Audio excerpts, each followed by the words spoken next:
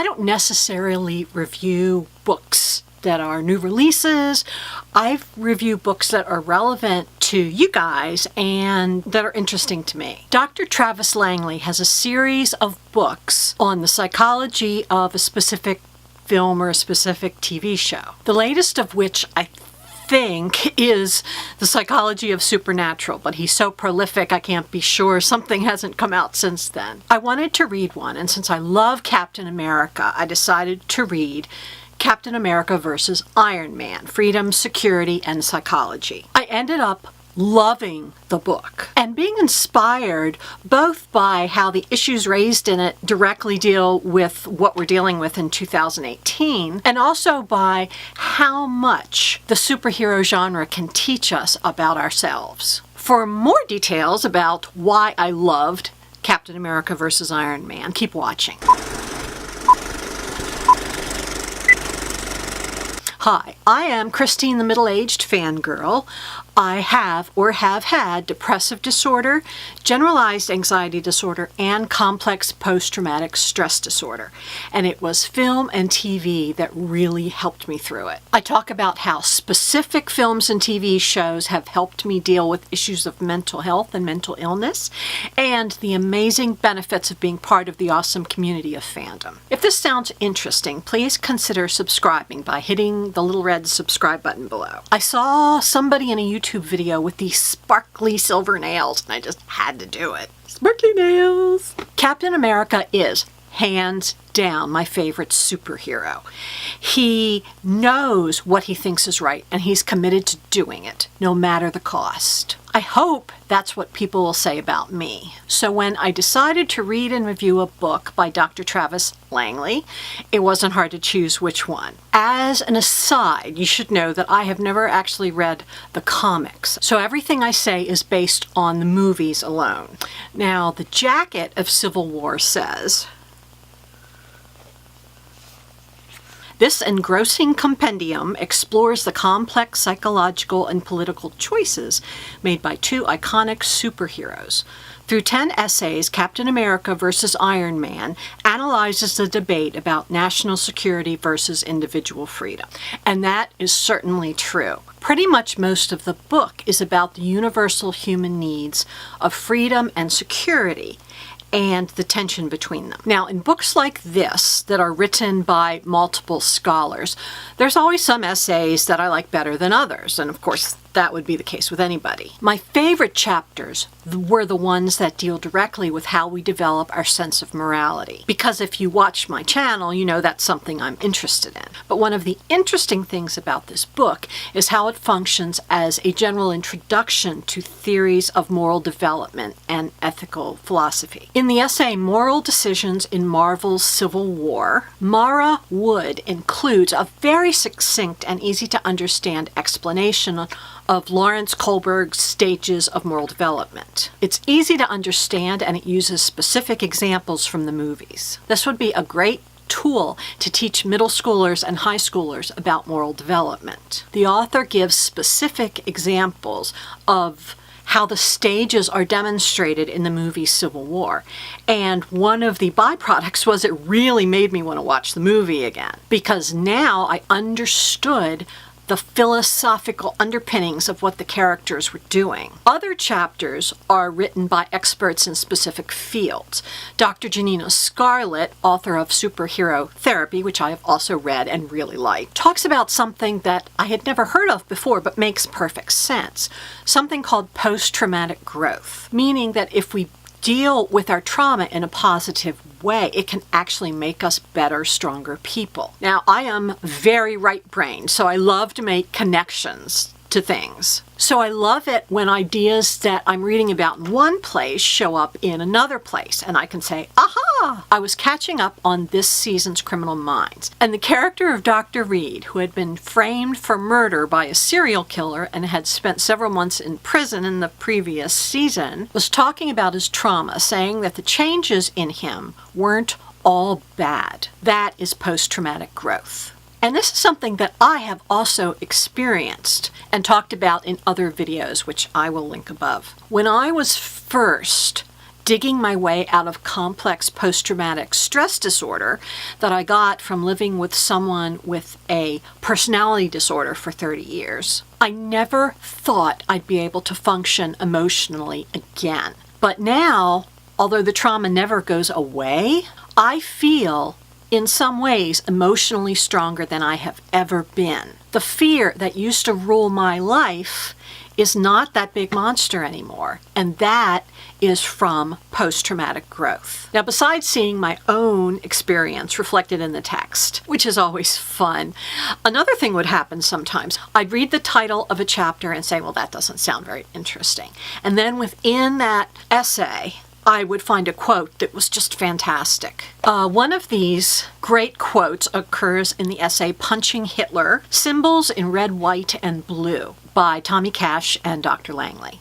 The leader who dresses in the American flag fights for liberty, while the leader who wears a machine the color of money, usually gold, but occasionally silver, fights for a structured system. Now, the book as a whole says that Captain America is on the side of freedom, and Iron Man, at least in Civil War, is on the side of security.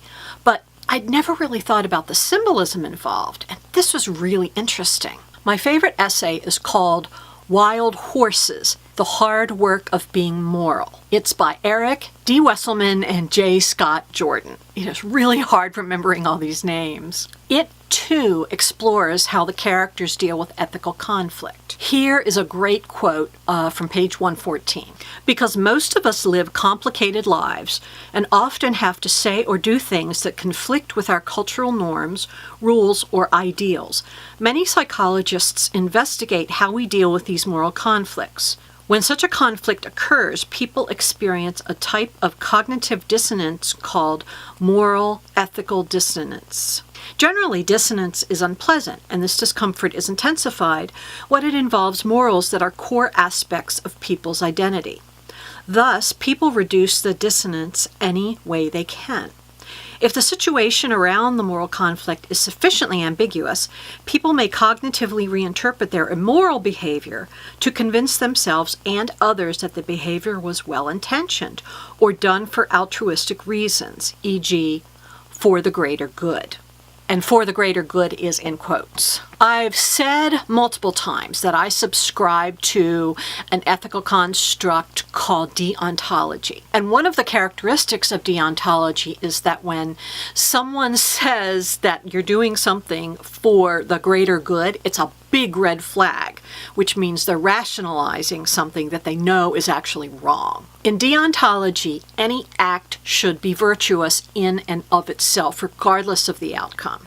This shows up in Buffy the Vampire Slayer in season 7. When Giles was upset that Buffy had allowed Spike's chip to be removed, she replied it was like keeping him in a muzzle. You can't fight evil by doing evil. That's deontological ethics. As I watched Civil War for a second and third time, I saw this theme explored throughout the movie and in multiple scenes. And here's just one that I picked out that I thought was really interesting. Now, to set up this scene, if you haven't seen the movie, the Avengers inadvertently killed innocent people while they were capturing the bad guy. The United Nations have subsequently written up a document called the Sokovia Accords, which requires the Avengers to now be under the control and management of the United Nations. In this scene, Steve Rogers / Captain America and Iron Man / Tony Stark have already had several conversations about the risks and benefits of the Accords.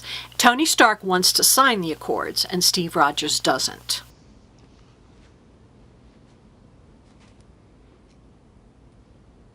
I'm not saying it's impossible, but there would have to be safeguards. Sure. Once we put out the PR fire, these documents can be amended. I'd file a motion to have you and Wanda reinstated. Wanda? What about Wanda? She's fine. She's confined to the compound currently. Vision's keeping her company. Oh, God, Tony, every time I think What, you it's see 100 things the right acres way. with a lap pool. It's got a screening room. There's worse ways to protect people. Protection. Is that how you see this? This is protection? It's internment, She's Tony. not a U.S. citizen, and they Oh, don't come grant on, visas Tony. to weapons of mass destruction. She's a kid. Give me a break! I'm doing what has to be done to stave off something worse. You keep telling yourself that. Hate to break up the set.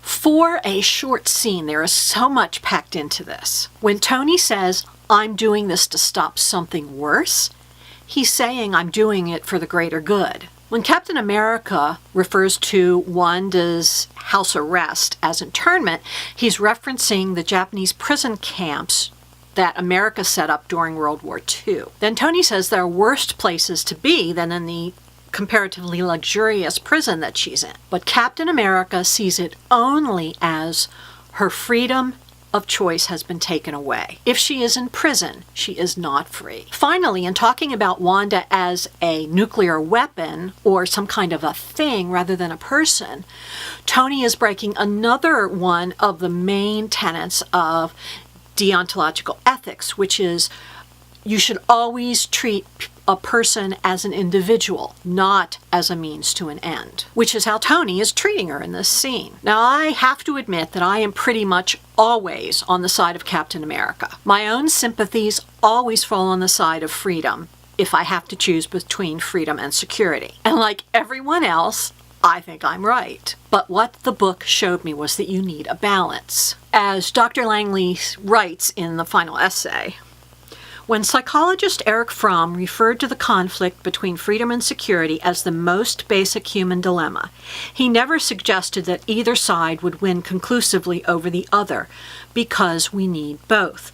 Without both chaos and order, we are stagnant. Now, I recommend this book to anyone interested in the philosophy and psychology of films and movies. In fact, the only bad thing I can say about it, which I say pretty much about every book that I really like, is that I get to an end of a chapter and I say, but I want more. You didn't talk about this and you didn't talk about that. I'd love to see more analysis of these issues or similar issues. In other words, I want more books like this one. So, read it, then watch Civil War again, watch Civil War again, and take note of all the psychology and philosophy that you missed the first time. I will leave a link down below where you can buy the book on Amazon. And if you enjoyed this video even just a little bit, please give it a thumbs up or consider subscribing by hitting the red subscribe button, because film and fandom are good for the soul.